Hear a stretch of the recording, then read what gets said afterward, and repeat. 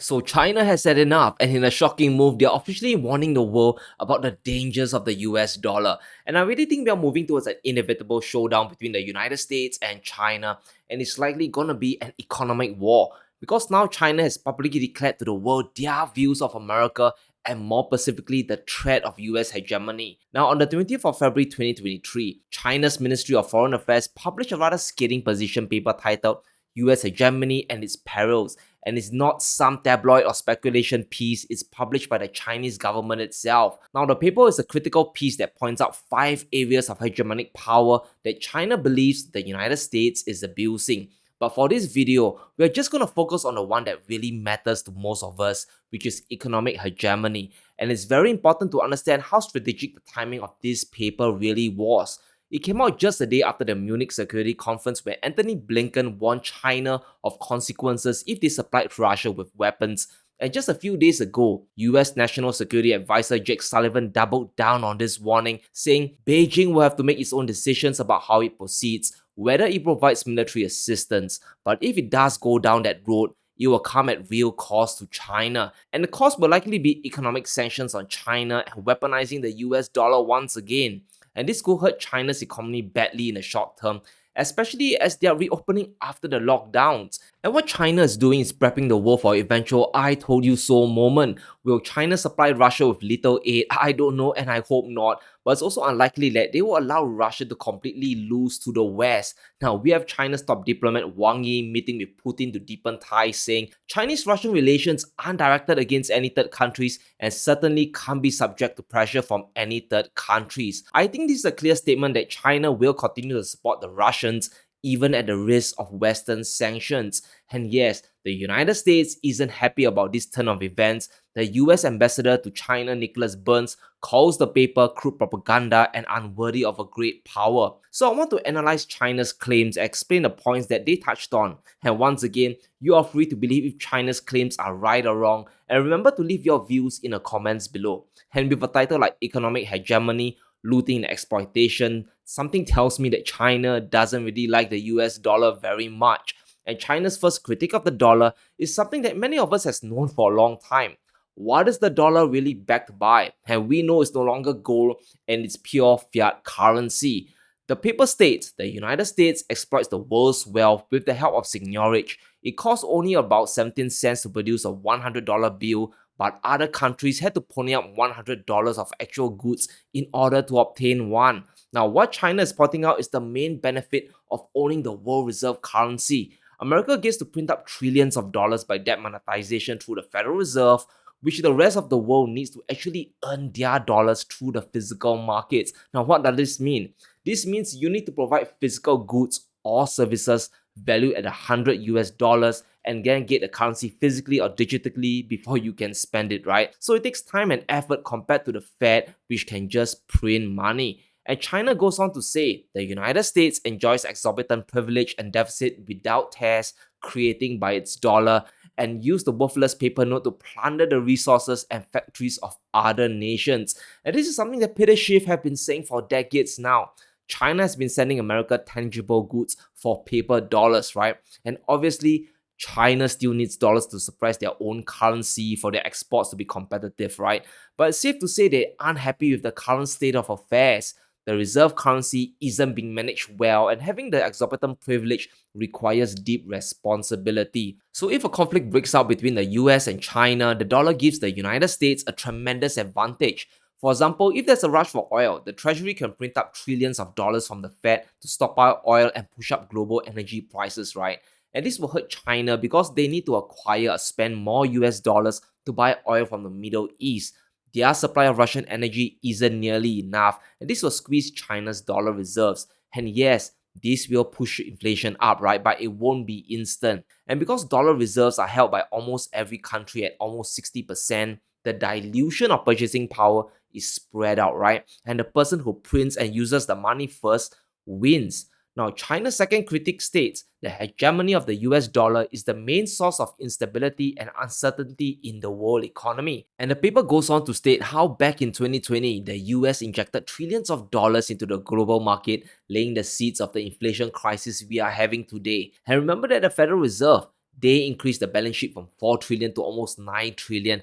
That's a ton of money printed up to buy US bonds, but that's not all. The US increased the money supply directly by injecting money into the wallets of US consumers, right? And according to the IRS, the payments totaled $3,200 per individual from 2020 to 2021. So now people get more money to go out and spend to buy stuff, checking inflation up while devaluing the purchasing power of the dollar. China also goes on to point out how the reverse is also true, saying in 2022, the Fed ended its ultra easy monetary policy and turned to aggressive interest rate hikes, causing turmoil in the international financial market and substantial depreciation of other currencies such as the euro, many of which dropped to a 20-year low. And in a report by the United Nations, this currency crisis is absolutely true. Just in the first 6 months of 2022, we can see currencies in emerging markets all collapsing against the dollar. The Sri Lankan rupee fell by almost 80%, the Turkish lira crashed by 31%,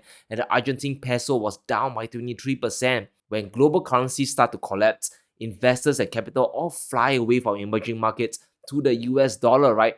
They swim to the ship that's sinking the slowest, which is the dollar. And this strengthens the currency even further. So domestic inflation in the US is not as bad as the rest of the world. China knows this, and this state of affairs will continue as long as the dollar is the world reserve currency. And I think every country knows this by now as well, but there's likely an agenda why China is reminding everyone of this fact. Maybe they are laying the groundwork for new BRICS currency, or maybe they want countries to diversify out of the dollar into assets like gold. But the message is clear, guys.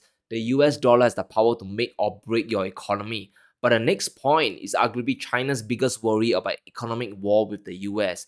And they've brought back a very interesting trade war between the United States and Japan, which America won. And let's quickly set the stage here. Back in the 1980s, Japan was rising fast as an economic power and began selling a ton of stuff to the United States. It reached a point where the trade imbalances were getting lopsided, right? America was running a deficit, importing more stuff from Japan than exporting to them. And to combat this, the United States went into a trade war with Japan. And according to China, to eliminate the economic threat posed by Japan, the United States leveraged its hegemonic financial power against Japan and concluded the Plaza Accord.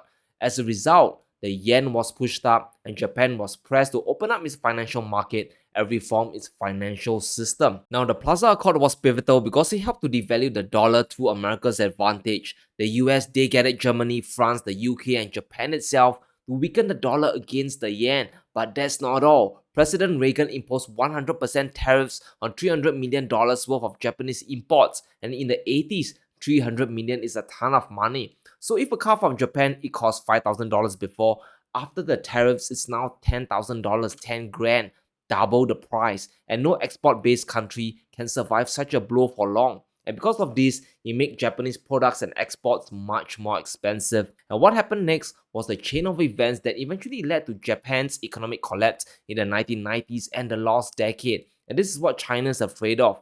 If economic sanctions their step on China, it could manifest as tariffs on Chinese products. Yes, it will hurt American consumers by increasing inflation, right? But damage will also be done to Chinese industries. And we can see that the US imports the most goods from China, coming in at over $500 billion in 2021, and the trade deficit between the US and China stands at over $355 billion. So there's a lot of money on the line for China. So China's laying out a forecast of what could happen if an economic war happens down the road. Now, China, they are laying down the justification of why they are pushing for bilateral trade outside of the dollar, right, with the Middle East and with the BRICS nations. Now, the final point China made in their position paper is one that we are all familiar with, and it's the biggest worry many countries in the global south have, which is the power of US sanctions. The United States had or has imposed economic sanctions on nearly 40 countries across the world, including Cuba, China, Russia, the DPRK, Iran, Venezuela, affecting nearly half of the world's population. The United States of America has turned itself into the United States of sanctions. And the worry is justified. If we just look at China's holdings of US treasuries, they still have over $860 billion worth. And these are dollar-denominated assets held in US-based custodians and broker-dealers, so are technically within the reach of American sanctions. And China still has over $3.1 trillion of forex reserves, which includes euro holdings as well. So if sanctions happen, China has a lot more to lose than Russia. And remember that China needs a constant inflow of dollars to keep the yuan cheap for exports, right? And if they're cut away from the dollar system, it'll be a huge crisis, at least in the short term. And I really want us to understand why China is starting to articulate the dangers of US economic hegemony today, right?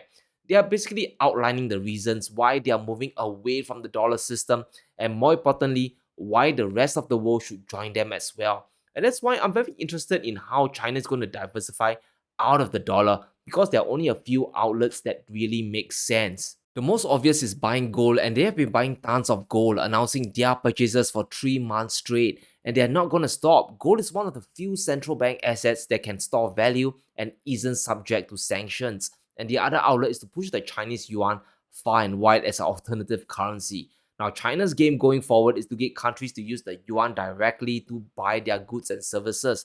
They need more bilateral trade to break away from the dollar system.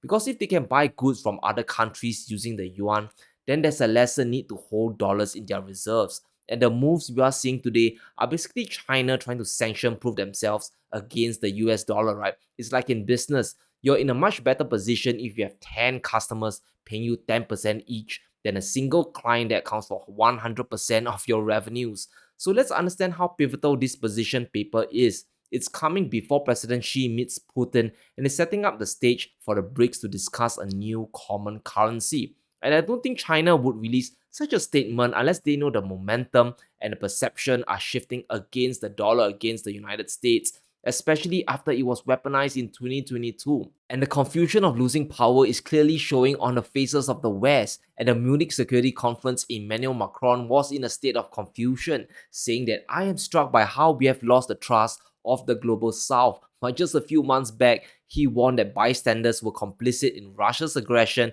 and they have to take sides. It's really no surprise why the global south isn't responding very well. Now, things are getting from bad to worse in Ukraine, and we are on the verge of China and the US entering another economic war. And this is why these few years are going to be hell for investors and the man on the street, right? Now, will China supply weapons to Russia? I don't know, and I hope they don't. But if it happens, the US will likely sanction China and open up the biggest Pandora's box known to man. So let me know what you think. What will China's next move be to de-dollarize the world? Will they succeed? Let me know in the comments below. Stay safe, be sure to smash the like button and subscribe as we navigate through these crazy times.